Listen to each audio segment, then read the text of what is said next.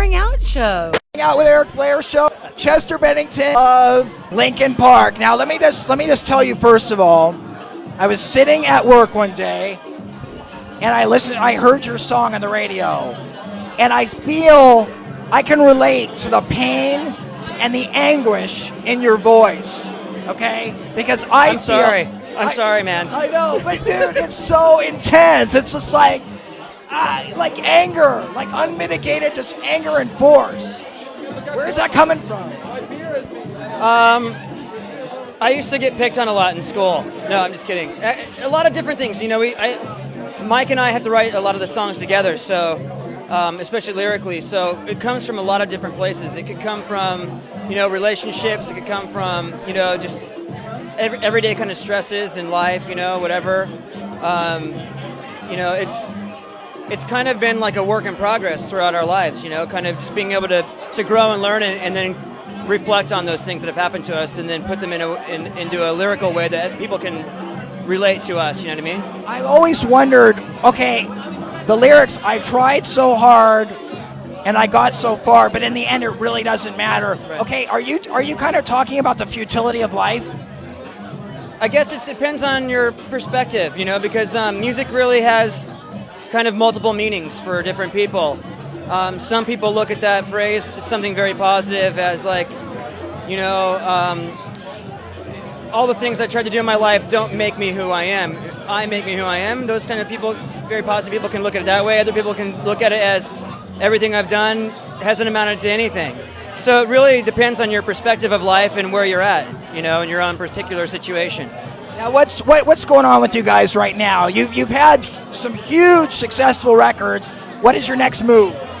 Right now, we're just focusing on music for relief. We've been trying to raise as much money as we can and allocate it to the proper places by being really involved with the charities and getting. I went to Thailand not too long ago and kind of went down to a couple sites where the tsunami hit, find out how the progress is coming along. So we're really just focusing on that right now, and over the next year we'll be making an album and probably ready to tour.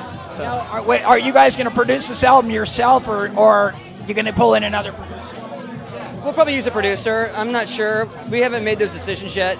Right now we're just enjoying some time off, but really, when the tsunami hit, it kind of just, our vacation stopped and we started Music for Relief, and it's been 110% ever since. When you went to Thailand, tell me what did you see there? What are the people like? How do they react?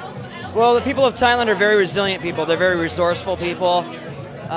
They kind of viewed it as, okay, we got hit, let's bury our dead, let's rebuild our businesses, let's get the economy going and get tourists back and just kind of get things back to where they need to be.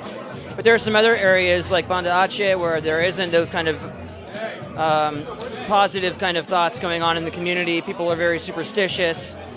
Everything about their lives has been totally destroyed.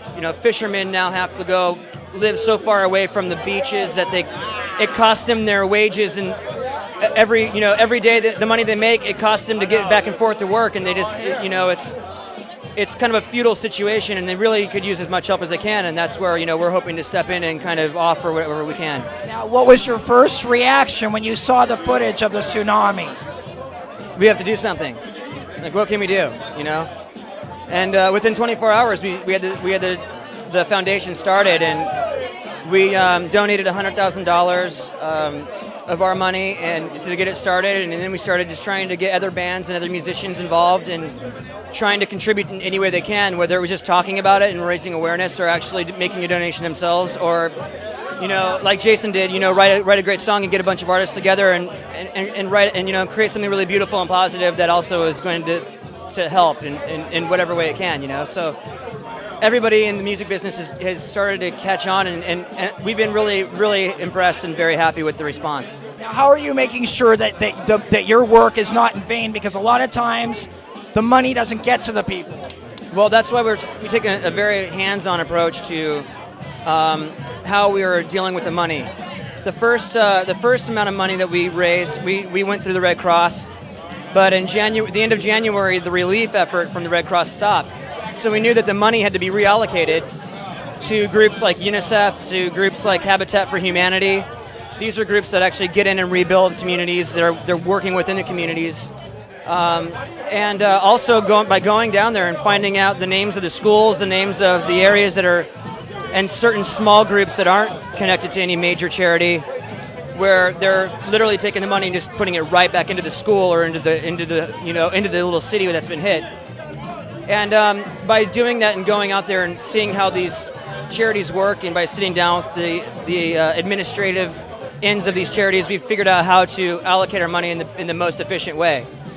And that's another thing about Music for Relief, is you really know that our money that you're giving to our charity really is going to rebuilding these communities, to the people, to help start boosting the economy and things like that. So, do you find that a lot of your friends kind of have the same vision as you, that they want to reach out and help people? Are there some people that just don't want to? They're like, I'm too busy for that. I think almost everybody I've ever met has a charitable end to their personality. I just think that people don't really know how to go about doing it, and I don't think there's a lot of confidence in a lot of charities either, with respect to administrative costs and salaries costs, and opposed to what actually needs to be done.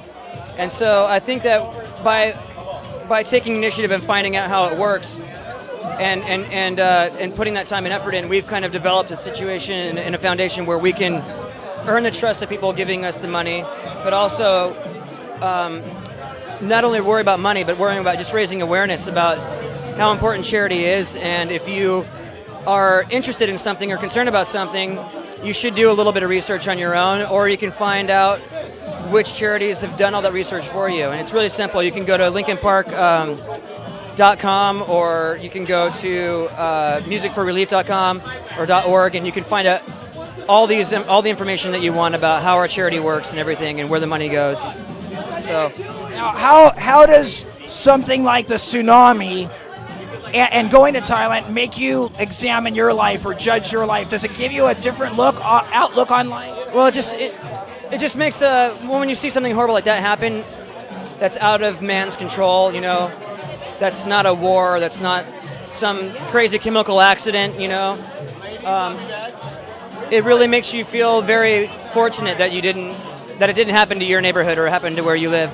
And it also, makes you realize how important life is, and how fragile and how easily it can be totally disrupted or destroyed.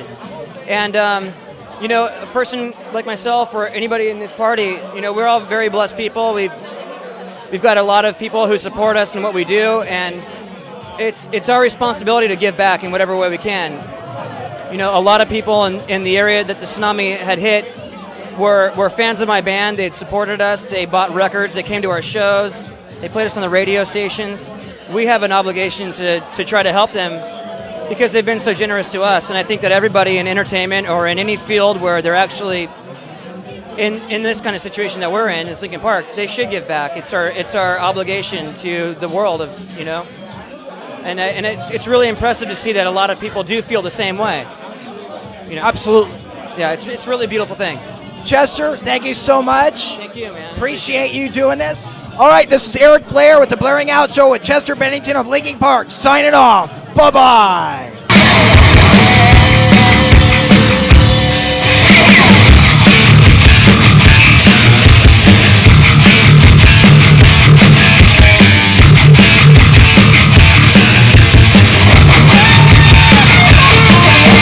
The Blairing Out Show.